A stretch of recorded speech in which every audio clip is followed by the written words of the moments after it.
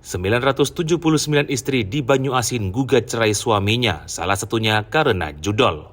Pengadilan Agama Pangkalan Balai Kabupaten Banyuasin mencatat tingginya angka cerai gugat sepanjang 2025 dengan total 979 perkara gugatan cerai yang diajukan istri terhadap suami, sementara cerai talak tercatat 227 perkara. Ketua Pengadilan Agama Pangkalan Balai Ahmad Fikri Oslami menjelaskan bahwa tren cerai gugat di Banyuasin terus meningkat sejak 2020 dengan total perkara masuk sepanjang 2025 mencapai 1.501 perkara, terdiri dari 1.223 perkara perceraian dan 278 permohonan lainnya. Ia menyebutkan faktor utama penyebab perceraian didominasi persoalan ekonomi, kekerasan dalam rumah tangga, judi online, serta perselingkuhan. Untuk berita selengkapnya, klik seripoku.com.